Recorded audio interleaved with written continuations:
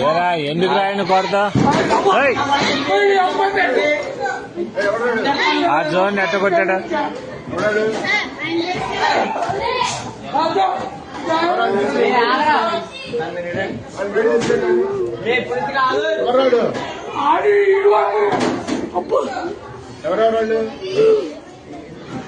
ఏరా దేనికిరా విధానం ఏంటి అసలు